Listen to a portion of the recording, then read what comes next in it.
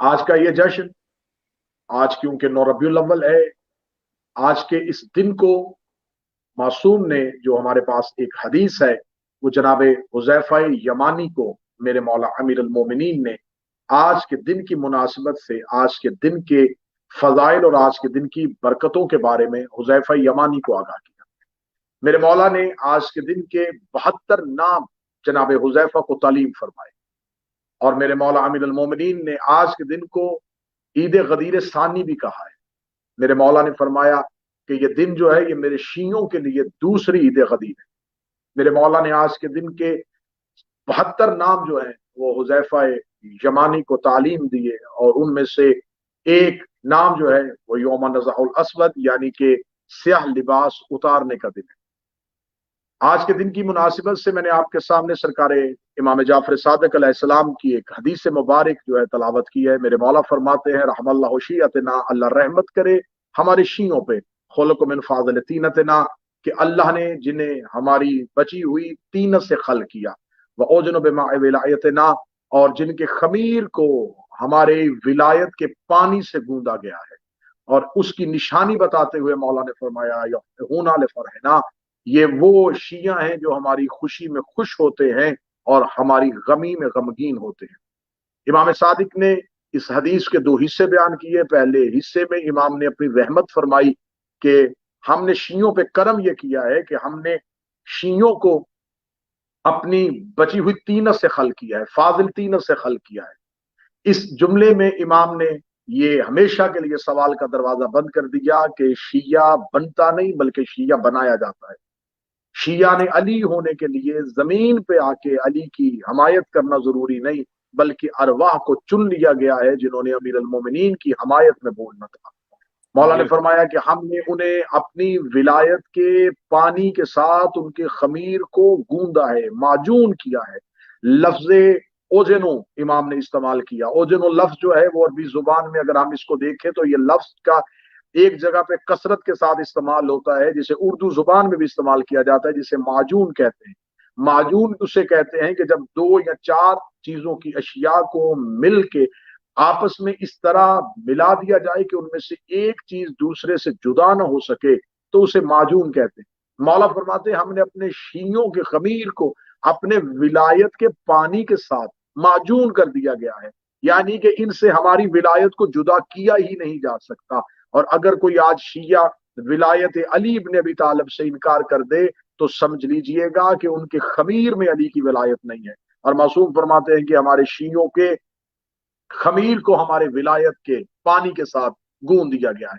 इमाम ने निशानियां बताते हुए फरमाया, ये हमारी खुशियों में खुश होते हैं और हमारी गमियों में गमगीन होते हैं। यही वजह है कि यकम मुहर्रम से वो शिया जो अहले बैत अलैहिमुस्सलाम का गम लिए हुए बैठे थे, 8 रबीउल अव्वल के बाद आज ही का अगला दिन आया तो ये फरहत में बदल गया, ये खुशी में तब्दील हो गया, इसलिए कि मासूम की आज के दिन के बारे में हदीस वारद हो गई। अब यहाँ पर मैं पहले बहुत से सवालात के जवाब देना चाहूंगा।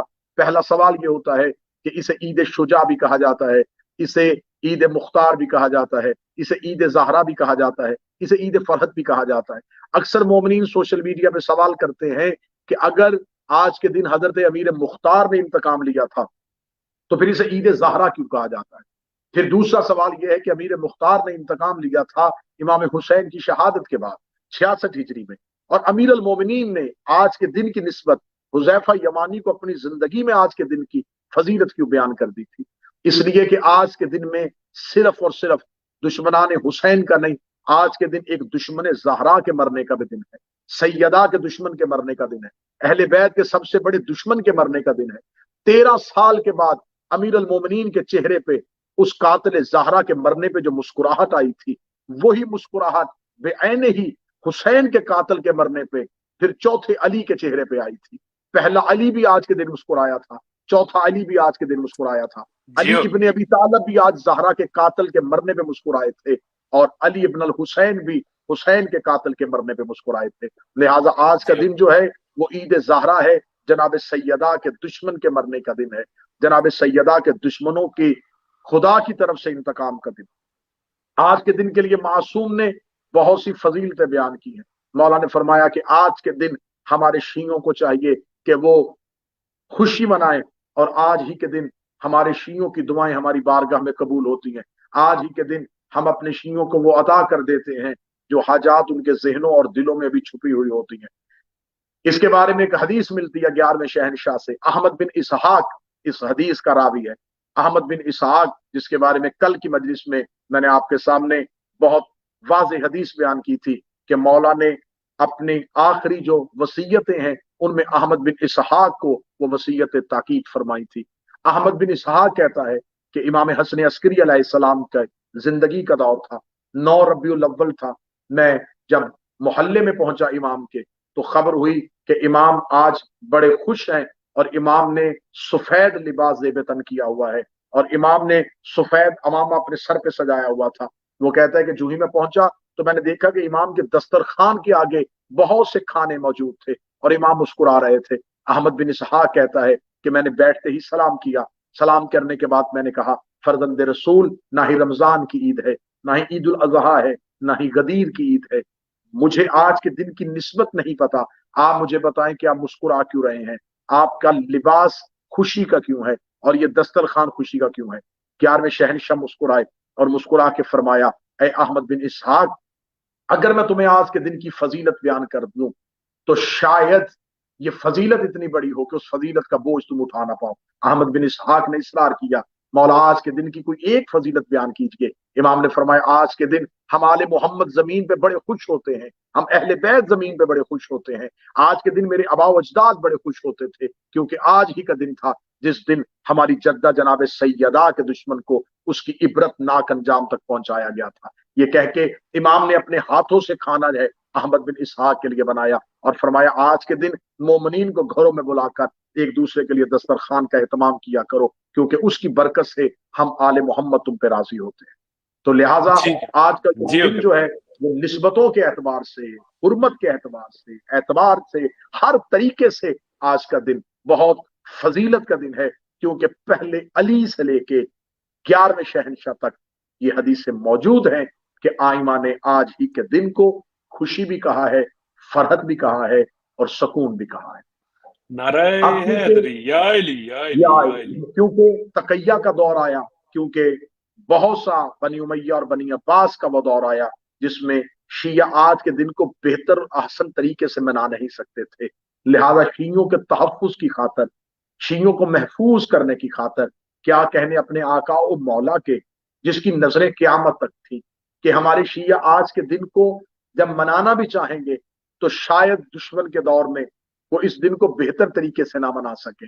तो आज ही का वो दिन था 9 रबीउल अव्वल, जिस दिन जनाब मुख्तार ने इमाम हुसैन अलैहिस्सलाम के कातिलों के सर अपने खत के साथ मदीना रवाना किए। सैयदुल साजिदीन दस्तरखान पर तशरीफ फरमा थे। जब अमीर मुख्तार का कासिद आया उसने चौथे इमाम को सलाम किया। सलाम करने के बाद उसने एक खत और एक गठरी इमाम के सामने रखी। इमाम ने पूछा, इस गठरी में क्या है? उसने गठरी को खोला तो उसमें कातलाने इमाम हुसैन के सर थे और सर देने के बाद उसने अमीर मुख्तार का एक खत इमाम की बारगाह तक पहुंचाया और अमीर मुख्तार ने जिसमें लिखा था कि मौला, मैंने अपनी तय कोशिश की और कावश की है कि आपके बाबा के कातिलों से जिस कदर हो सके इंतकाम लो। इमाम ने पूछा, ये सर किन किन के हैं? जब बताया गया इसमें हुरमला का सर है, इसमें इब्ने नमीर का सर है, इसमें उमर इब्ने सआद का सर है, इसमें शिम्र दिल जोशन का सर है। जब इमाम ने उन कातिलों के नामों के बारे में पूछा तो सैयदुल साजिदीन ने फौरन जमीन पर सर रखा। इमाम ने एक तवील सजदा किया। तवील सजदा करने के बाद इमाम ने अपने सर मुबारक को आसमान की तरफ उठाया और उठा के इमाम ने चेहरे पे मुस्कुराहट ला के कहा कि खुदा ने मेरे वादे को पूरा कर दिया, खुदा ने मेरे वादे को पूरा कर दिया, खुदा ने वादे को पूरा कर दिया। जब 3 बार इमाम ने ये लफ्ज कहा तो फिर सामने बैठे हुए मुख्तार के कासिद ने पूछा कि मौला कौन सा वादा था? इमाम के चेहरे पे मुस्कुराहट आई। इमाम ने दुआ के हाथ बुलंद करके कहा, अल्लाह मुख्तार पे रहम फरमाए, अल्लाह मुख्तार पे रहमत फरमाए, जिसकी वजह से आज बनी हाशिम की औरतें अपने सरों पर खिजाब रखेंगी, आज बनी हाशिम के चेहरे पे मुस्कुराहट आएगी, आज बनी हाशिम के घर से चूल्हे से धुआं उठेगा, आज आले मोहम्मद खुश होंगे और ये सब कुछ अबू अबैदा के बेटे की वजह से हुआ। मौला ने मुख्तार को दुआ दी। दुआ देने के बाद जब साइल ने पूछा कि मौला वो कौन सा वादा था जिसके बारे में आप कह रहे थे? मुख्तार ये वादा पूरा किया तो आपने कहा कि अल्लाह ने मेरे वादे को पूरा किया।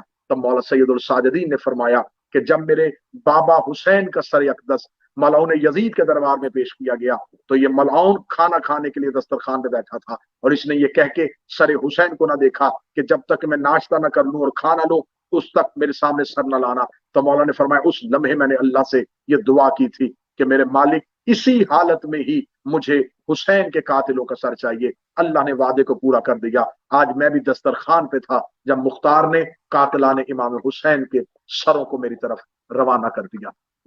तो इस वजह से सैयदुल साजिदीन का मुस्कुराना, जनाब ज़हरा के दुश्मन की बरतनाक मौत, अमीर अल मोमिनीन का मुस्कुराना, 11वें शहनशाह का अपने घर में दस्तरखान बिछाना, ये तमाम अहदीस हम पर हुज्जत हो गई हैं कि आज के दिन के हम इस खुशी को मनाएं, आज के दिन को हम ईद ज़हरा के तौर पे मनाएं, आज के दिन को हम तकैया का दौर है, हम खुल के आज के दिन की तफसीलात न बयान कर सके लेकिन हम जनाब मुख्तार के इंतकाम की खुशी जरूर मनाएंगे क्योंकि कातिलाने हुसैन वो हैं जिसपे मजहब इस्लाम के किसी फिरके को कोई एतराज नहीं होता। हाँ, कातलीन ज़हरा पे लोगों को तकलीफ होती है लेकिन कातलाने हुसैन पे तकलीफ नहीं होती। तो हम कातलाने हुसैन के इबरतनाक अंजाम पर भी आज के दिन को खुशी और जश्न के तौर पर मनाते हैं। जनाब मुख्तार अबू उबैदा सक्फी का वो बेटा जिसने आज के दिन आले मोहम्मद को शादमानी बख्शी, जिसके लिए मौला ने दुआ की, लेकिन क्योंकि बनी उमैया और बनी अब्बास के दौर में तारीख बादशाहों के दरबार में बैठ के लिखी गई और मुख्तार ने जिनके आबाओ अजदाद को चुन चुन कर कत्ल किया हो, क्या आप समझते हैं कि उन्हीं की नस्लों ने मुख्तार को तारीख में अच्छे लफ्जों से लिखा हो? अब जो तारीख मुरतब की गई उसमें मुख्तार को माजल्ला काफिर तो नहीं कह सकते थे लेकिन माजल्ला सुम्मा माजल्ला मुख्तार को उन तारीखों में मुर्तिद कह दिया गया और यह कह दिया गया कि मुख्तार ने नबूवत का दावा कर दिया था, मुख्तार अल्लाह होने का दावा करता था। बाज तारीखों ने मुख्तार के बारे में और बहुत सी इल्जाम तराशी की। उन्हीं तारीखों में से अगर कुछ तारीखें, कुछ रवायात कुछ ऐसे लोगों ने नकल की जिनका शिया होने का दावा था तो उनका किताबों में आ जाना ये साहिब इतराज बन गया, जिसकी बुनियाद पर आज भी बहुत सारे मलऊन जनाब मुख्तार के बारे में जुबान खोलते हैं। आज भी बहुत सारे मलऊनीन जो हैं वो जनाब मुख्तार के बारे में शिया नाम नेहाद शिया स्कॉलर बन के मुख्तार के बारे में कहते हैं माजल्ला सुम्मा माजल्ला के मुख्तार राह हक पे नहीं था।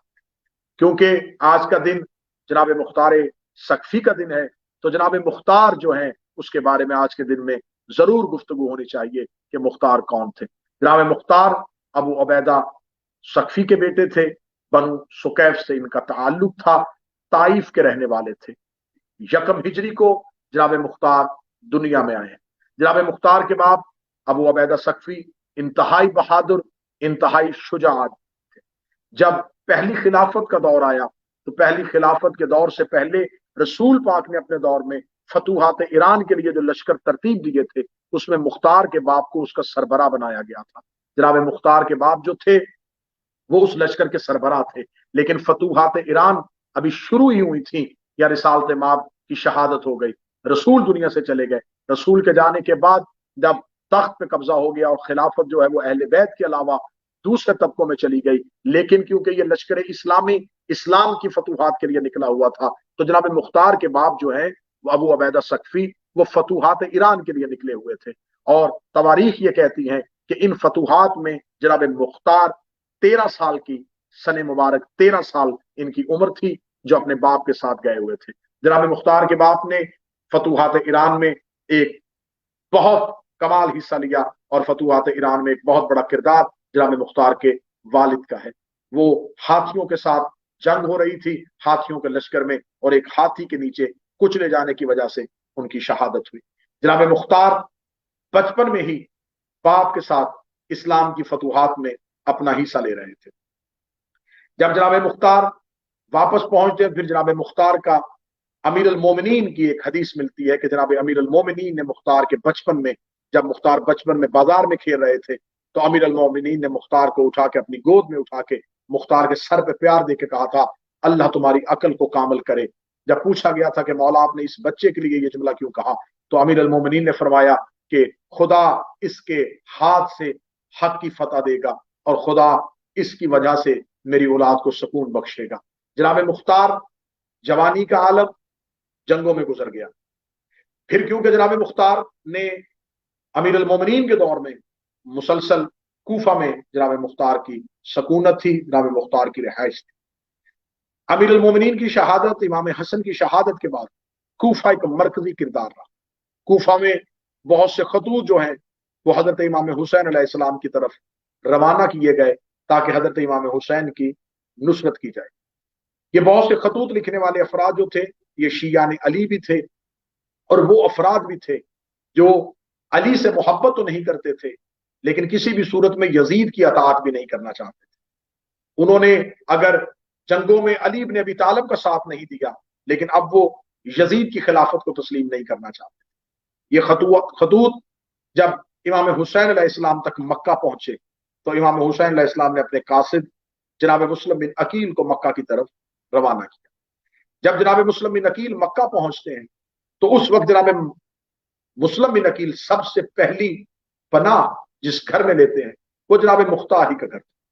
जनाब मुख्तार जनाब मुस्लिम बिन अकील को अपने घर में मेहमान रखते हैं।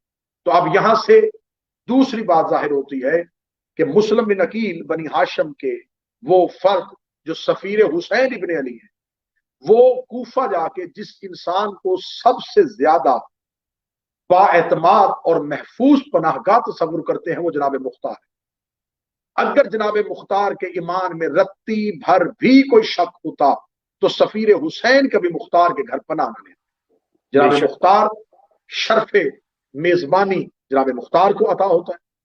अब सवाल यह पैदा होता है कि जब जनाब मुस्लिम बिन अकील ने जनाब मुख्तार के घर में पनाह ले ली थी तो फिर आखिर जनाब मुस्लिम बिन अकील की शहादत के वक्त जनाब मुख्तार कहां? जब जनाब मुस्लिम बिन अकील के घर में जनाब मुख्तार के घर में जनाब मुस्लिम बिन अकील की बैयत होनी शुरू हो जाती है तो अब जनाब मुख्तार चाहते हैं कि जनाब मुस्लिम बिन अकील के लिए एक वसी लश्कर तैयार किया जाए। तो जनाब मुख्तार कूफा से निकलते हैं उन आबादियों की तरफ जो अमीर अल मोमिनीन की शहादत के बाद वो शिया जो कूफा से जा चुके थे, और जनाब मुख्तार कूफा से निकल के उनको दोबारा क्याम के लिए आमादा करने के लिए चले जाते हैं। और जाते हुए जनाब मुस्लिम बिन अकील को कूफा के एक बहुत जिम्मेदार और बुजुर्ग और मजबूत तरीन शख्सियत जनाब हानी बिन उर्वा के घर मेहमान ठहरा देते हैं। जनाब मुख्तार जब चले जाते हैं तो जनाब मुस्लिम बिन अकील की शहादत जो है वो एक अचानक होती है क्योंकि इब्ने ज़ियाद हादसाती तौर पे कूफा का गवर्नर बना दिया जाता है। हादसाती तौर पे बड़ी जल्दी में जल्दी इब्ने ज़ियाद वहां पहुंचता है, कूफा का कंट्रोल संभाल लेता है, आते ही जनाब हानी को कैद करवा लेता है और जनाब मुस्लिम बिन अकील पे हमला करवा के जनाब मुस्लिम बिन अकील को शहीद करवा देता है। ये सब कुछ इतना जल्दी था कि मुख्तार कूफा ना पहुंच सके, और जब जनाब मुख्तार कूफा के करीब पहुंचते हैं तो जनाब मुख्तार को यह खबर मिलती है कि हजरत मुस्लिम बिन अकील को शहीद कर दिया गया। जनाब मुख्तार वहीं पे सवाल करते हैं कि हानी का क्या बना, तो बताया जाता है कि हानी मुस्लिम से पहले शहीद कर दिया गया। फरमाते हैं कि फिर वो कूफे वाले अफराद का क्या बना जिन्होंने हानी के घर में मुस्लिम की बैयत की थी, तो बताया जाता है कि इब्ने ज़ियाद नया गवर्नर तैनात हो गया है जिसकी वजह से कूफा के लोग खौफजदा हो गए। जब जनाब मुख्तार को कूफा के अमूमी हालात के बारे में खबर मिलती है कि अब तो कूफा के हालात बदल गए हैं, अब तो कूफा बड़ा महफूज क्योंकि फौजी छावनी थी, अब कूफा में दारुल अमारा पे हमला करना मुश्किल नहीं नामुमकिन आ गया है, तो अब जनाब मुख्तार वहां पर सरेंडर करते हैं। और अमरो बिन हरेस जो है वो इब्ने ज़ियाद का एक सिपा सलार जो है वो सफेद झंडा लेके कूफा के बाहर खड़ा होता है कि जो इस परचम के नीचे आ जाए उसे अमान मिलेगी। जनाब मुख्तार को खबर है कि जनाब मुख्तार ने एक बहुत अहम काम करना है, और जनाब मुख्तार को मौत से डर नहीं था, लेकिन मुख्तार अपने उस अहम काम के तय होने तक जिंदा रहना चाहते थे। जनाब मुख्तार अमर बिन हरैस के उस परचम के नीचे आके पनाह लेते हैं। जब इब्ने ज़ियाद को खबर मिलती है कि मुख्तार जैसा जरी, ताकतवर और बाहिम्मत इंसान अपने आप को इब्ने ज़ियाद के सामने उसने अपने घुटने टेक दिए हैं, तो इब्ने ज़ियाद इस बात पर यकीन नहीं करता। वो जनाब मुख्तार को दरबार में बुला जनाब मुख्तार दरबार में बुला के वो जनाब मुख्तार को जिंदान में भेज देता है और जनाब मुख्तार की कैद का हुक्म देता है। जब जनाब मुख्तार कैद खाने में जाते हैं तो वहां जनाब मुख्तार की मुलाकात जनाब मीसम तमार से भी होती है। اب وہاں پر اس وقت تقریباً 4,500 شیعہ نے علی بن ابی طالب جو قیام کرنا چاہتے تھے امام حسین علیہ السلام کی نصرت کے لیے، وہ ابن زیاد کے قید خانے میں تھے۔ جناب مختار وہاں جا کر ایک انقلابی تحریک پیدا کرتے ہیں، لوگوں کے ذہنوں کو انتقام حسین ابن علی کے لیے تیار کرتے ہیں۔ اب تک مختار کو خبر نہیں کہ حسین شہید ہو چکے ہیں، لیکن مختار لوگوں کو نصرت امام کے لیے ترغیب دے رہے ہیں۔ امام حسین کی جب شہادت ہوتی ہے تو مختار ابن زیاد کے قید خانے میں، جناب مختار کو یہ خبر قید خانے میں ملتی ہے کہ حسین ابن علی اپنے اصحاب اور انصار کے ساتھ عراق کے ریگستان غازریہ، نینوا اور کربلا میں انہیں شہید کر دیا گیا ہے۔ تو اب وہ وقت جو ہے وہ جناب مختار کے لیے بہت مشکل ترین وقت۔ اب یہاں پر میں تفصیلات کے ساتھ اس کا ذکر کروں گا کہ ایک کردار ہمیں جناب مختار سے پہلے اور ملتا ہے، جسے سلیمان بن سرد خزائی کہتے ہیں۔ یہ 90 سال کا ایک بوڑھا ہے، یہ رسول کا صحابی ہے، امیر المومنین کا صحابی ہے۔ جنگ جمل اور جنگ صفین میں اس نے مولا علی کا ساتھ دیا۔ سلیمان بن سرد خزائی وہ شخص تھا جس نے امام حسین کو خطوط لکھنے کے لیے جو سب سے پہلا اجتماع میٹنگ اپنے گھر میں بلائی، وہ سلیمان بن سرد خزائی کا گھر۔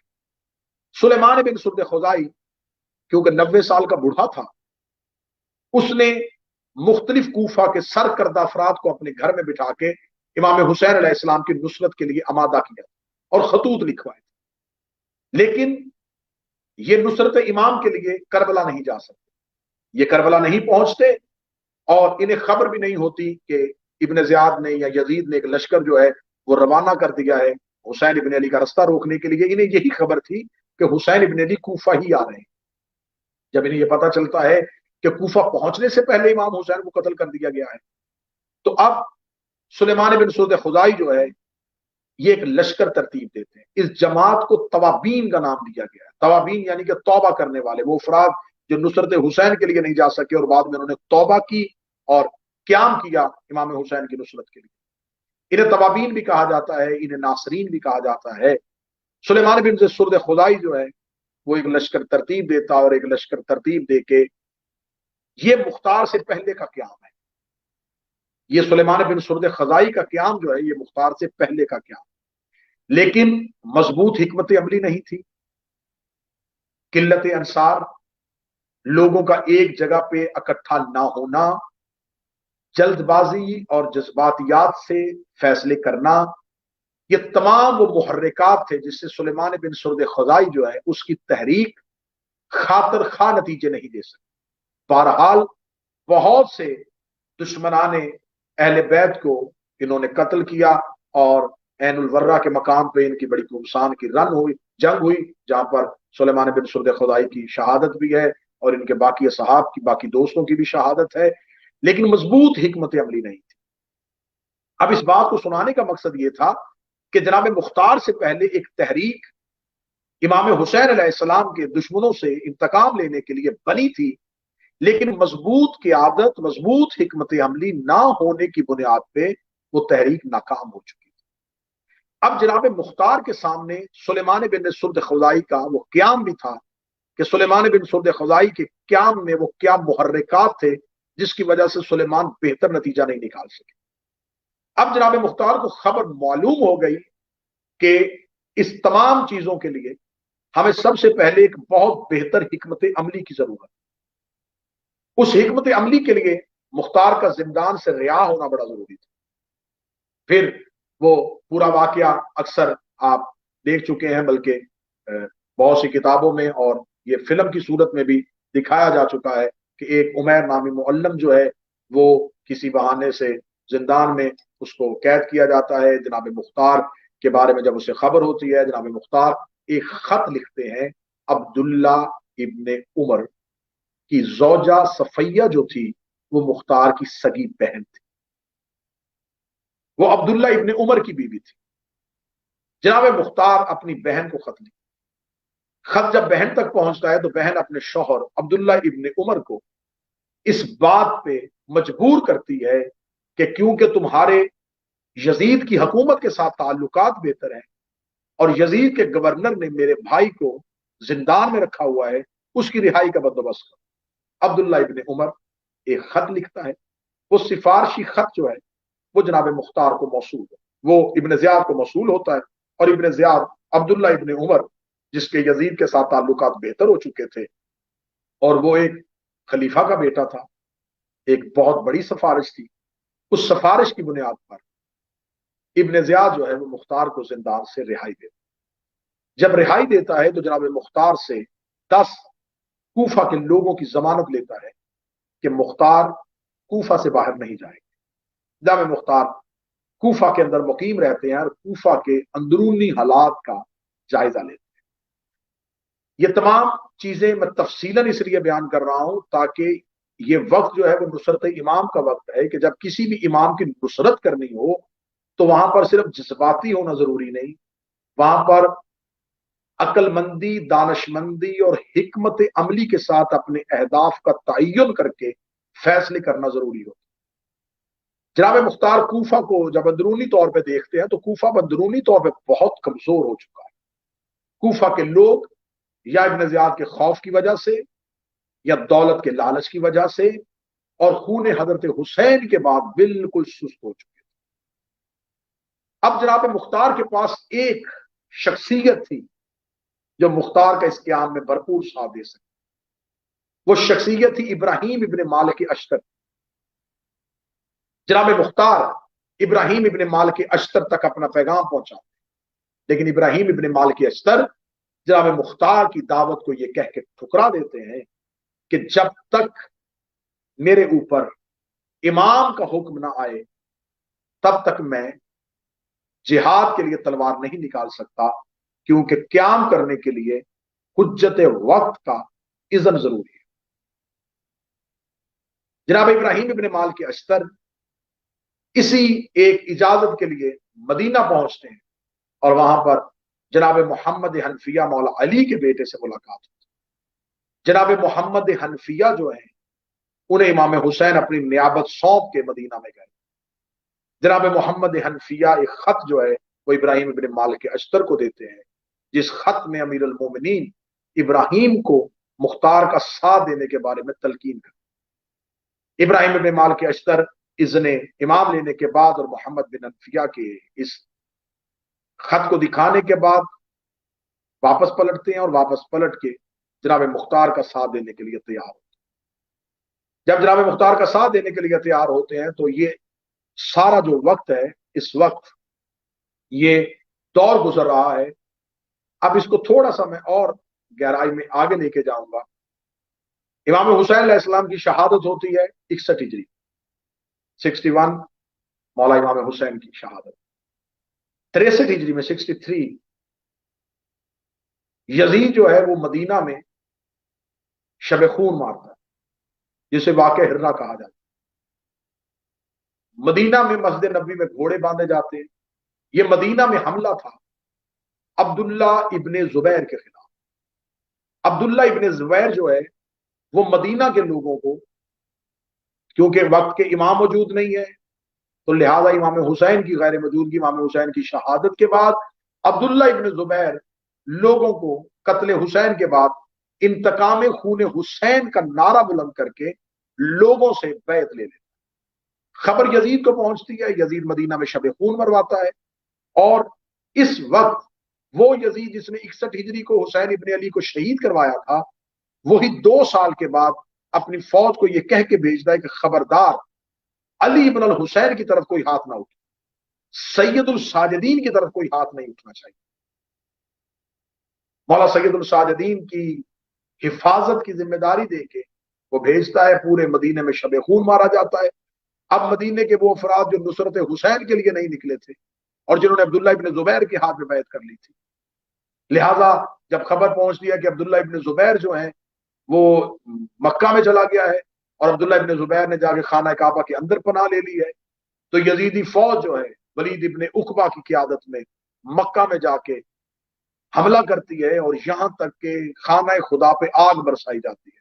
خانہ کعبہ کی دیوار کو، غلاف کو جلایا جاتا ہے اور خانہ کعبہ پر حملہ کیا جاتا ہے. میرا سوال ہے مسلمان سکالر سے کہ آپ قتل حسین کے بعد خاموش ہو جاتے ہیں کہ آپ کو واقعہ ہررا نظر نہیں آتا؟ کہ آپ کو نظر نہیں آتا کہ اس وقت असहाब की बीवियों के साथ क्या सलूक किया गया था, उस वक्त कितनी हामिला औरतों के पेट चाक करके उनके बच्चों को कत्ल किया गया था, कितने वो बच्चे उस साल पैदा हुए जो यजीद की फौज की गुनाह की वजह से हुए थे। क्या खाना काबा पे आग नहीं बरसाई गई, क्या मस्जिद नबी की हुर्मत को पामाल नहीं किया गया, क्या सहाबा के घरों को नहीं जलाया गया। वो जलाने वाला कौन था, वो हुक्म देने वाला कौन था, वो जिसने खाना काबा में पनाह ली वो अब्दुल्ला इब्न जुबैर कौन था। आप हमें बताएं कि वो वलीद इब्न उकबा कौन था। अब अब्दुल्ला इब्न जुबैर जब ये तहरीक पैदा करता है कि मैं खून हुसैन का बदला लेना चाहता हूं, तो क्योंकि जनाब मुख्तार के पास अफरादी कुव्वत नहीं होती, जनाब मुख्तार ये समझते हैं कि अब्दुल्ला इब्न जुबैर क्याम कर रहा है खून हुसैन के लिए। जब अब्दुल्ला इब्न जुबैर मक्का में पहुंचता है तो जनाब मुख्तार उस लश्कर में शामिल थे, लेकिन जब खबर हो जाती है कि अब्दुल्ला इब्न जुबैर का नारा सिर्फ खोखला नारा है, असल में ये खून हुसैन के इंतकाम की आड़ में अपनी हुकूमत बनाना चाहते। अब जनाब मुख्तार सरगर्दा है, जनाब मुख्तार अकेले हैं, तन्हाई में है, और जनाब मुख्तार को एक भरपूर साथ नहीं मिल रहा। चलते चलते 66 हिजरी आ जाती, 66 हिजरी में यजीद वास्ल जहन्नम हो जाता है, यजीद मर जाता है। यजीद के मरने के बाद एक ताकत और एक कुव्वत जो यजीद की जिंदगी में थी वो खत्म होना शुरू होता है। जब यजीद मरता है तो यजीद के मरने के बाद इब्न जियाद जो है, क्योंकि वो बसरा में जाके गवर्नरी करता है और उसने अपनी नियाबत कूफा में उमर बिन हुरैस को दी होती है। अब जब खबर होती है कि यजीद मर चुका है, यजीद के मरने की खबर सुनते ही कूफा वाले दोबारा फिर मुश्तिल हो जाते हैं, यानी कि कूफा वालों में दोबारा जज्बा जवान हो जाता है। अब वो दोबारा चाहते हैं कि हम खून हुसैन का इंतकाम लें, हम अहले बैत का इंतकाम लें, क्योंकि यजीद मर चुका था, इब्न जियाद वहां पर मौजूद नहीं था। अब जनाब मुख्तार कूफा पहुंचते हैं और जनाब मुख्तार लोगों को इकट्ठा करते हैं, और इकट्ठा करने के बाद यहां पर जनाब मुख्तार पहला क्याम करते हैं।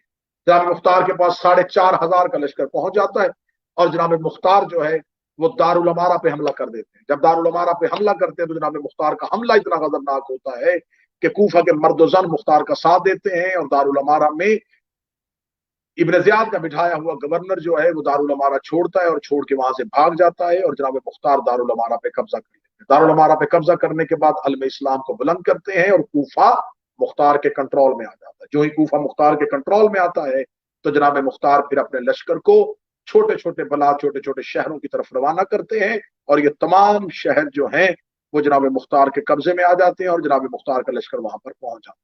अब जनाब मुख्तार का ये तमाम काम हुकूमत साजी नहीं था। जनाब मुख्तार तख्त पे नहीं बैठना चाहते थे, खलीफा नहीं बनना चाहते थे, मुख्तार बैत नहीं करवाना चाहता था। मुख्तार का एक ही हदफ था, कातलाने हुसैन से इंतकाम। मुख्तार सिर्फ यही चाहते थे कि किसी तरीके से हुसैन इब्न अली के कातलों से इंतकाम लिया जा सके। अब यहां पर जनाब मुख्तार जो है वो इब्राहिम इब्न माल की अश्तर को इब्न जियाद की फौज का सामना करने के लिए भेजते। जनाब इब्राहिम इब्न माल की अश्तर 9,000 या 10,000 का लश्कर लेके इब्न जियाद की फौज का मुकाबला करने के लिए जब निकलते हैं, तो क्योंकि सारा लश्कर इब्राहिम इब्न माल के अश्तर के साथ चला जाता है, और इब्न जियाद 20,000 का लश्कर लेके इब्राहिम इब्न माल के अश्तर का मुकाबला करने के लिए बसरा से निकल आता है। अब कूफा खाली हो जाता है। जब कूफा खाली होता है तो जो कातलाने हुसैन कूफा में छुपे हुए थे वो मुख्तार की हुकूमत के खिलाफ इकट्ठे हो जाते हैं। जनाब मुख्तार इब्राहिम इब्न माल के अश्तर को दोबारा वापस बुलाते हैं, इब्राहिम इब्न माल के अश्तर दोबारा वापस आ जाते हैं, और फिर कूफा को कंट्रोल में लिया जाता है। यहां पर जनाब मुख्तार खून हजरत इमाम हुसैन का इंतकाम लेने के लिए अपनी तहरीक को शुरू करते हैं, और अब जनाब मुख्तार का एक ही नारा है कि मुझे ज्यादा हुकूमत साजी नहीं चाहिए, मुझे लश्कर नहीं चाहिए, मुझे सिर्फ और सिर्फ ये चाहिए कि मुझे किसी ना किसी तरीके से वो अफराद चाहिए जिन्होंने इमाम हुसैन अलैहिस्सलाम के कत्ल में यजीद का साथ दिया था। जब जनाब मुख्तार ये नारा बुलंद करते हैं तो अब जनाब मुख्तार को कातलाने हुसैन के घरों के बारे में पता चलता है। मुख्तार अपनी पुलिस के आला अफसर अबू अमरा को हुक्म देते हैं और 1,000 अफराद को बेलचे दे के भेजते हैं कि कूफा के गलियों में चले जाओ और एक भी कातले हुसैन का घर मुझे कूफा में नजर नहीं आना चाहिए। उनके घरों को पामाल कर दो, उनके घरों को तबाह बर्बाद कर दो। तबाह बर्बाद करने के बाद जनाब मुख्तार जो सबसे पहला इंतकाम लेते हैं वो उन अफराद से लेते हैं जिन्होंने बादस कत्ले हुसैन, बादस शहादत इमाम हुसैन के बदन अकदस पर घोड़े दौड़ाए। جب جناب مختار ان لوگوں کو گرفتار کرتے ہیں تو مختار ان لوگوں کو گرفتار کرنے کے بعد ان کے ہاتھ اور پاؤں پہ کیل گاڑ کے انہیں زمین پہ لٹاتے ہیں، ان کے ہاتھ اور پاؤں پہ کیل گاڑے جاتے ہیں، اور کیل گاڑنے کے بعد مختار ایک لشکر کے ساتھ زندہ ان کی لاشوں کو پامال کرواتے ہیں، اور خود مختار اپنی آنکھوں سے ان کی لاشوں کی پامالی دیکھتے ہیں۔ پہلا بدلہ جناب مختار لیتے ہیں ان افراد سے جنہوں نے امام حسین کے جسد اطہر کی بے حرمتی کی تھی۔ دوسرا انتقام جو مختار نے لیا وہ خولی ملعون سے لیا۔ یہ وہ ملعون ہے جس نے امام حسین علیہ السلام کا سر اقدس جب کوفہ پہنچا تھا تو اس ملعون نے امام حسین کے سر اقدس کو اپنے گھر کے تنور میں رکھا تھا۔ اس کی بیوی نوار جو تھی وہ محبہ اہل بیت تھی، وہ اہل بیت سے محبت کرنے والی تھی۔ وہ اس وقت بھی اس کے اس عمل پہ ملامت کرتی ہے اور اس کو کہتی ہے کہ خدا تجھ پہ لعنت کرے کہ لوگ اپنے گھروں میں درہم دینار لے کے آئے اور تو فاطمہ بنت محمد کے پسر کا سر لے کے آیا ہے۔ جناب مختار خولی تک پہنچتے ہیں، اور جب مختار کا لشکر، مختار کے فوجی خولی کے گھر پہنچتے ہیں تو یہ بیت الخلاء میں چھپ جاتا ہے، اور جب مختار کے سپاہی اس کی بیوی نوار سے پوچھتے ہیں کہ خولی کہاں ہے تو وہ زبان سے کہتی ہے مجھے علم نہیں، لیکن ہاتھ سے اشارہ کرتی ہے کہ وہ یہاں پر چھپا ہوا ہے۔ جناب مختار کو جب پتہ چلتا ہے کہ خولی مل گیا ہے تو جناب مختار حکم دیتے ہیں کہ اسے گھر کے سامنے اس کے بدن کے ٹکڑے کر کے اس کے گھر کے سامنے آگ روشن کی جائے اور اس کی لاش کو نظر آتش کیا جائے۔ مختار دوسرا بدلہ لیتے ہیں خولی سے اور اس کی لاش کو اس کے دروازے کے سامنے جلوا دیتے ہیں۔ جناب مختار تیسرا انتقام لیتے ہیں حکیم بن طفیل سے۔ یہ وہ ملعون ہے جو حضرت ابو الفضل العباس کی شہادت میں جس کا ہاتھ تھا، جس ملعون نے حضرت ابو الفضل العباس کے سر مبارک پہ گرز مارا تھا، یہی وہ ملعون ہے سید الشہداء امام حسین علیہ السلام کو تیر مارا تھا۔ مختار عبداللہ ابن کامل کو ایک جماعت کے ساتھ اس کی گرفتاری کے لیے بھیجتا ہے۔ جب جناب مختار اس کی گرفتاری کے لیے ایک جماعت کو بھیجتے ہیں تو پھر اس کی بیوی عدی بن حاتم کے پاس چلی جاتی ہے تاکہ وہ مختار سے اپنے شوہر کی سفارش کی استدعا کرے۔ جب ابن کامل کو اطلاع ملتی ہے کہ عدی بن حاتم کے پاس اس کی بیوی سفارش کے لیے گئی ہے تو وہ اس اندیشے کی بنیاد پہ کہ کہیں اس کی سفارش کی وجہ سے اسے آزاد نہ کرنا پڑ جائے، اسے وہیں اس کے دروازے کے سامنے قتل کر دیتا ہے اور اسے جہنم رسید کر دیا جاتا ہے۔ جناب مختار اگلا انتقام لیتے ہیں عمرو بن الحجاج زبیدی سے۔ یہ وہ ملعون ہے جس نے نہر فرات پہ جو لشکر جس نے امام حسین کی فوج اور امام حسین کے اصحاب پر نہر فرات کے پانی کو بند کیا تھا، اس کی سرداری جس نے کی تھی وہ عمرو بن الحجاج تھا، اور یہ ملعون کوفہ ہی کا رہنے والا تھا۔ جناب مختار کو جب پتہ چلتا ہے کہ عمرو بن الحجاج وہ ہے جس نے نہر فرات، کیونکہ جناب مختار اپنے مخبروں سے خبر لے رہے ہوتے ہیں کہ کس کس نے، کیونکہ جو لوگ گرفتار ہو چکے ہوتے ہیں وہ مختار کو بتاتے ہیں کہ کون کون قتل حسین کے وقت کیا کیا کر چکا تھا۔ جب جناب مختار کو پتہ چلتا ہے عمرو بن الحجاج کا، جناب مختار اس کو گرفتار کرتے ہیں، اس کو صحرا میں دوڑایا جاتا ہے، اتنا دوڑایا جاتا ہے کہ وہ پیاس کی وجہ سے ہلکان ہو جاتا ہے اور وہ العطش العطش کہہ کے چیختا ہے کہ مجھے ایک گھونٹ پانی پلا دیا جائے۔ لیکن جب جناب مختار کو پتہ چلتا ہے کہ وہ پیاسا ہے تو جناب مختار کہتے ہیں اسے پیاس کی حالت میں اس کو اسی حالت میں قتل کیا جائے، کیونکہ اس نے حسین ابن علی پہ پانی کو بند کیا تھا۔ اب جناب مختار کا اگلا انتقام ہوتا ہے مالک بن نصر سے۔ مالک بن نصر یہ وہ ملعون ہے جس نے امام حسین کے سر اقدس پر تلوار کا وار کیا تھا، اور امام حسین کے امامہ کے اندر جو ٹوپی ہوتی ہے وہ اس نے دستار مبارک کو لوٹا تھا۔ جناب مختار اس سے انتقام لیتے ہیں، یہ قادسیہ کے قریب جا کے چھپ جاتا ہے اور مختار وہاں سے اس کو زندہ گرفتار کرواتے ہیں اور اس کی لاش کو کاٹنے کے بعد اس کی لاش کو ہاتھ اور پاؤں کاٹ دیے جاتے ہیں اور اس کے جسم کو جلا دیا جاتا ہے۔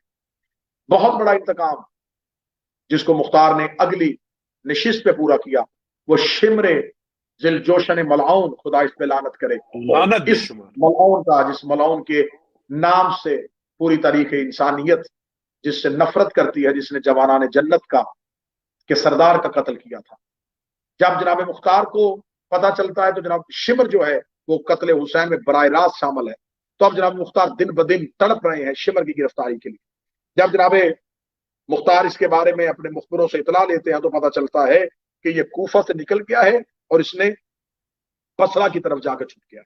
जनाब मुख्तार एक लश्कर को जिसकी तादाद 100 के करीब होती है उसको भेजते हैं इसको गिरफ्तार करने के लिए, और ऐलान करते हैं कि जो सबसे पहले इस मलाउन के सर को कलम करके लेके आएगा मुख्तार उसके लिए बहुत ज्यादा अनाम का दावा करते हैं।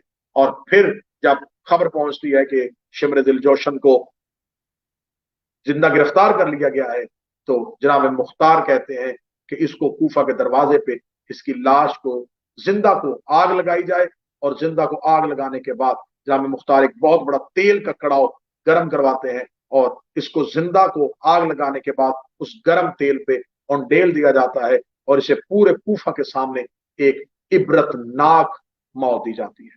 फिर जनाब मुख्तार हुरमला बिन काहिल असदी मलआउन जिसने शहजादा अली असगर का कत्ल किया था उसके लिए कनासा के मकाम पर उसको एक लश्कर के जरिए गिरफ्तार करते हैं और गिरफ्तार करने के बाद उसे भी एक इबरतनाक मौत दी जाती है।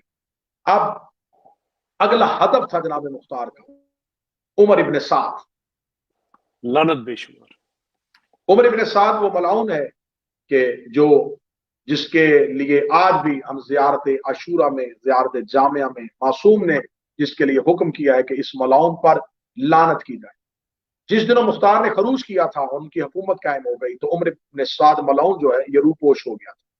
ये किसी तरह अब्दुल्ला बिन जौदा बिन हेरा के जरिए से जो कि मुख्तार का करीबी आदमी था ये अपने लिए अमान नामा लेता है कि मुझे किसी तरीके से मुख्तार से ये अमान ले दो, क्योंकि उमर इब्न साद जो था ये शहादत हुसैन का मरकजी किरदार था, करबला का मरकजी किरदार।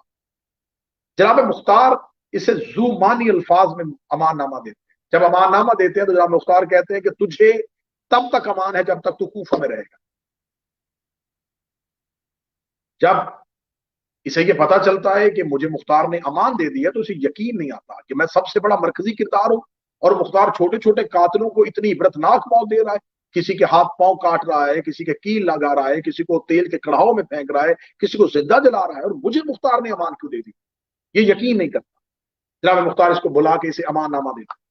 अमान नामा देने के बाद ये मुख्तार की हिकमत अमली क्या, मुख्तार चाहते थे कि उमर इब्न साद जैसे मलाउन को अगर मैं अमान दूंगा तो जो छोटे छोटे कातलान हुसैन अभी मुख्तलिफ जगहों पे छुपे हुए हैं वो ये सोच के कूफे वापस आ जाएंगे कि अगर उमर इब्न साद जैसे शख्स को पनाह मिल सकती है तो हमें अमान क्यों नहीं मिल सकती। जनाब मुख्तार उन लोगों को कूफा वापस बुलाने के लिए उमर इब्न साद मलाउन को अमान बख्श, जब अमान देते हैं तो ये अपने घर में सुकून में बैठ जाता है। फिर एक दिन जब ये इसे खबर पहुंचती है, जिसे कुछ लोग कहते हैं कि मुख्तार ने सिर्फ तुम्हें किसी एक हदफ के लिए रखा है, मुख्तार कभी भी तुम्हें जिंदा नहीं छोड़ेगा, तो तुम इसी बेहतर दौर में कूफा से बाहर निकल जाओ। तो ये अपने ऊंट पे रात की तरीके में कूफा से बाहर निकलता है और सहरा में सफर करते करते करते इसकी आंख बंद हो जाती है और इसे अपनी ऊंट के कुहान पे अपने सर को रख के सो जाता है। जब इसकी आंख खुलती है तो ऊंट वापस कूफा के चौक में खड़ा होता है, ऊंट से वापस दोबारा कूफा ले आता और जनाब मुख्तार इसे गिरफ्तार करवाते हैं।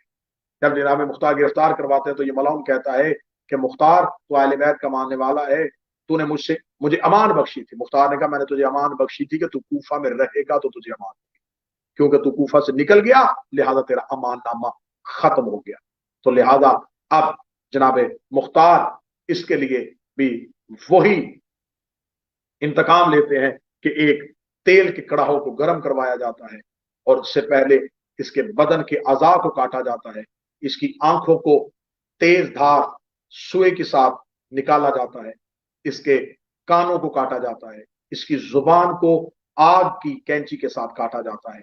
तमाम वो सजाएं जो खुदा ने जहन्नम में अहले बैत के दुश्मनों के लिए रखी थी, मुख्तार कुरान का ऐसा हाफिज और ऐसा कारी था कि मुख्तार ने वो इंतकाम जो जहन्नम में अल्लाह ने अहले बैत के दुश्मनों के लिए रखा था, मुख्तार वही इंतकाम जो है वो इस मलआउन के लिए वही इंतकाम लेता है और इसके बदन के अज़ाब को जलाता है। जब इसको गिरफ्तार किया जाता है तो ये मलआउन वो लिबास वो खुल्लत ख्वाब जो रात के पहनने वाला लिबास है वो इसने पहना होता है।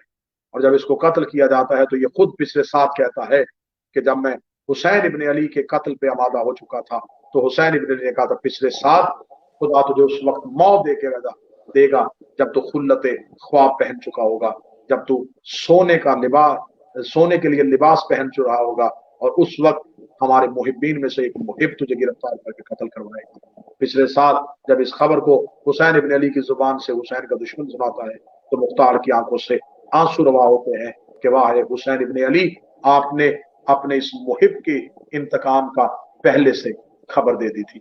بجدر بن سلیم کا قتل ہوتا ہے۔ اب یہاں پر ایک ملعون ہے جس کا نام قیس ابن اشعث۔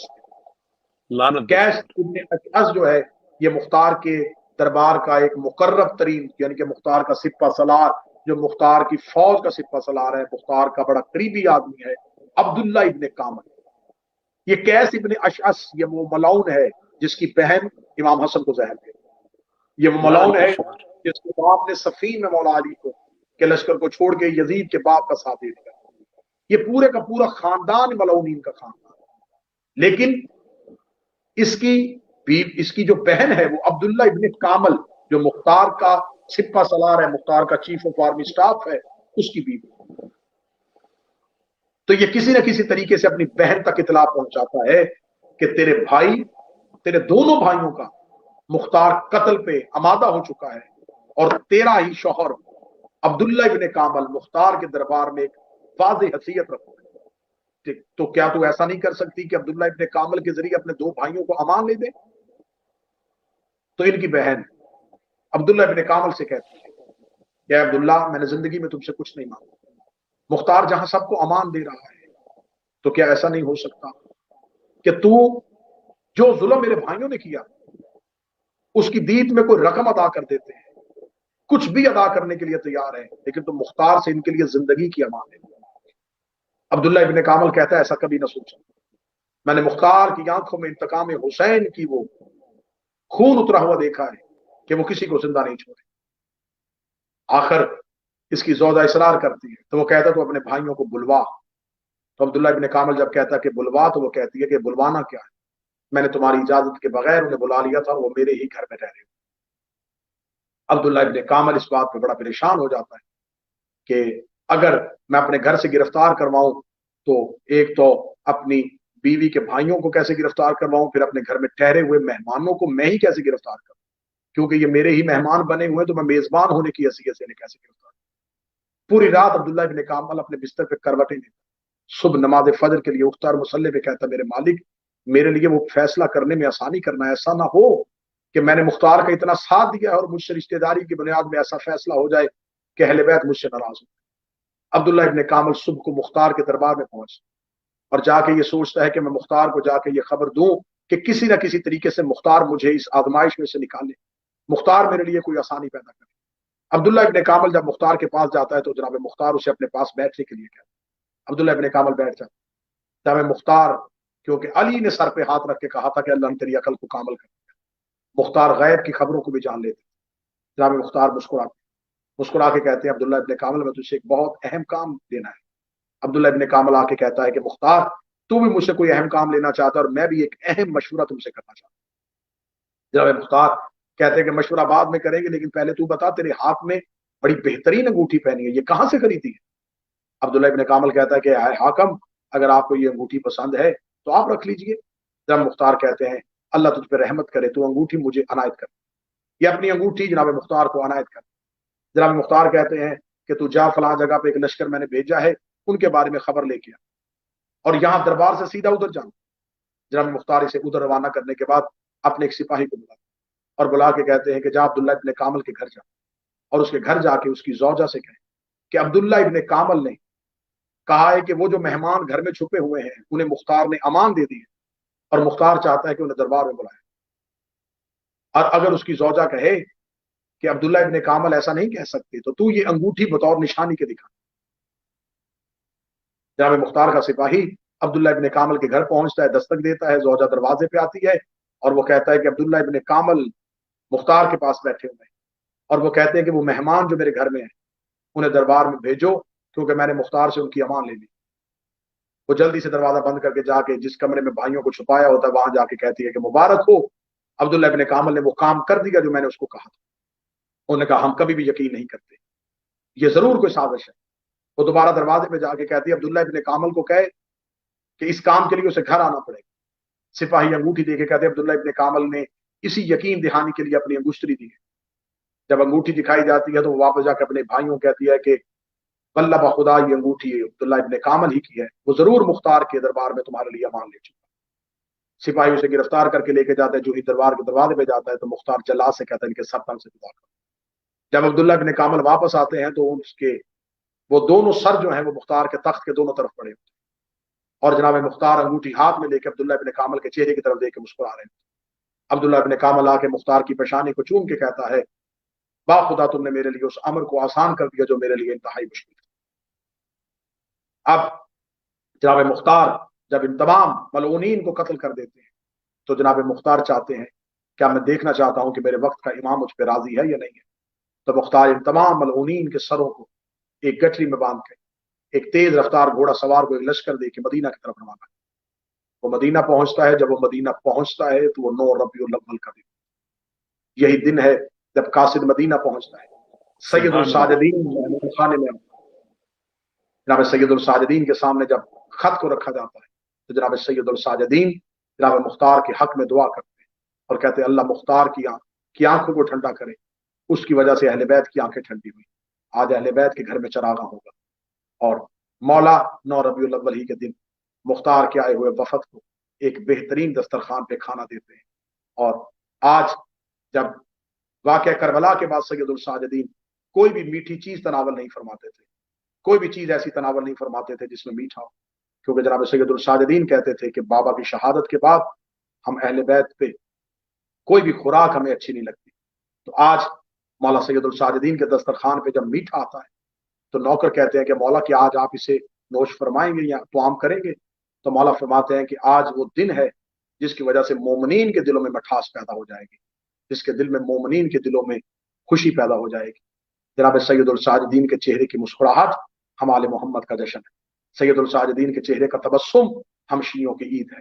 ہمارے امام مسکرائے، اور پھر پہلی عید عید زہرا، دوسری عید تبسم سید الساجدین، اور پھر تیسری عید کہ یہی وہ دن ہے جس دن میرے وقت کے امام کا دور امامت شروع ہو گیا ہے، اور ہم اس امام کی ریت ہیں، ہم اس امام کے نوکر ہیں۔ ہمارے آقا کی امامت کا دور کا آغاز آج کے دن ہوا تھا، جس کے دور کو آج تک چلتے ہوئے اتنے سال بیت گئے، اتنی صدیاں بیت گئیں، اتنی راتیں اور اتنے دن بیت گئے۔ ہمارے امام کا دور امامت باقی آئمہ کے دور کی نسبت طولانی ہے، لیکن کیونکہ یہ دور لمبا ضرور ہے لیکن نتیجہ خیز ہے۔ اس دور میں طولانیت تو ہے، طوالت تو ہے، انتظار بھی ہے، لیکن اس دور کا اختتام بڑا بہتر ہوگا۔ یہ وہی دور ہوگا جب قاتلان اہل بیت سے، قاتلان سیدہ سے انتقام لیا جائے گا۔ مختار نے صرف ان سے بدلہ لیا جو حسین کے قتل میں شریک تھے، میرا 12واں شہنشاہ ان سے بدلہ لے گا جو زہرا کے قتل میں شریک تھے، جو علی کے قتل میں شریک تھے، جو حسن مولا کے قتل میں شریک تھے، جو باقی 11 آئمہ کے قتل میں شریک تھے، جو اہل بیت کے قتل میں شریک تھے۔ مولا ہمیں وہ دن دکھائے، ان گنہگار آنکھوں کو اپنے آقا اور مولا کی زیارت فرمائے، ہمیں وہ دن دکھائے کہ مولا کی ریت بن کے اپنے مولا کی بیعت کر سکے۔ ہم اپنے مولا کے ساتھ یہ وعدہ کرتے ہیں، 9 ربیع الاول کی شب ہے، ہم تجدید بیعت کرتے ہیں۔ اے میرے وقت کا امام، ہم آپ کو نہیں دیکھ رہے، آپ ہمیں دیکھ بھی رہے ہیں، ہم سن بھی رہے ہیں۔ ہم یہ تجدید بیعت کرتے ہیں کہ ہم یہ وعدہ کرتے ہیں کہ ہم اسی غدیر کے اعلان پہ کھڑے ہیں۔ میرے مولا، ہم وعدہ کرتے ہیں اور ہم تجدید کرتے ہیں اور ہم عہد کرتے ہیں کہ اللہ وحدہ لا شریک ہے، محمد صلی اللہ علیہ وآلہ وسلم اس کے آخری رسول ہے، قرآن اس کی آخری کتاب ہے، اور 1,24,000 انبیاء اس کے معصوم انبیاء ہیں۔ اے میرے مولا، یہ عہد کرتے ہیں کہ آپ کے بابا علی کی ولایت مذہب آل محمد میں، مذہب اسلام میں واجبات میں سے ہے۔ علی ولی اللہ ہر عبادت میں واجب ہے، علی ولی اللہ ہر عبادت میں واجب ہے۔ ہم گواہی دیتے ہیں کہ ولایت علی حق ہے، ہم گواہی دیتے ہیں کہ آپ کی جدہ جناب سیدہ جو دربار میں گئی تھی وہ حق میں تھی، ہم گواہی دیتے ہیں کہ جناب سیدہ کی شہادت ہوئی تھی، ہم گواہی دیتے ہیں کہ جناب محسن کی شہادت ہوئی تھی، ہم گواہی دیتے ہیں کہ علی سے ان کے حق خلافت کو چھینا گیا تھا۔ ہم ان کے دشمنوں سے اظہار برات کرتے ہیں، ہم ان کے دشمنوں سے نفرت کرتے ہیں، ہم آپ کے آپ اجداد کے دشمنوں سے نفرت کرتے ہیں۔ اے میرے مولا، ہم حسین ابن علی کے شہادت پر آج بھی غمگین ہیں، हम अज़ादार हैं हुसैन इब्न अली के, हमारे सीने में दुख है, काश हम करबला में होते, हम हुसैन पे जानिसार हो जाते। ए मेरे मौला, हम गवाही देते हैं, हम आपके जब, आपके बाबा, आपके दादा, हर एक की इमामत के कायल हैं। हम अली से बेशक, लेके आपके बाबा सरकार इमाम हसन अस्करी तक उनकी इमामत के कायल हैं, उनकी इस्मत के कायल हैं, उनकी विलायत के कायल हैं, उनकी इख्तियारात के कायल हैं, हम उनके फजीलत के कायल हैं, हम उनकी कुरान में फजाइल की गवाही के कायल हैं। हम गवाही देते हैं कि वो हक पे थे, वो इमाम हक थे, वो मनसूस मिन अल्लाह थे, खिलाफत और इमामत उनका हक था। हम गवाही देते हैं कि उनके दुश्मन काबिल नफरत हैं। हम गवाही देते हैं कि उनके दुश्मन लानत के हकदार हैं। हम गवाही देते बेशक, हैं कि तमाम आइमा के दुश्मन लानत के मुस्तहिक थे। हम उन पे कल बेशक, भी लानत करते थे, आज भी लानत करते हैं। ए मेरे मौला वाका, ए मेरे वक्त के इमाम, ए साहिबुल असर व ज़मान, हम गवाही देते हैं, हम आपके मुंतजरीन में से हैं, हम आपका इंतजार करने वालों में से हैं। बेशक, हम गुनहगार हैं लेकिन मुंतजरीन में से हैं। हम मेरे मौला आपकी शफाअत के मुस्तहिक हैं। मेरे मौला हम तलबगार हैं कि आप आए तो हमें अपने नासरीन में शुमार फरमाएं।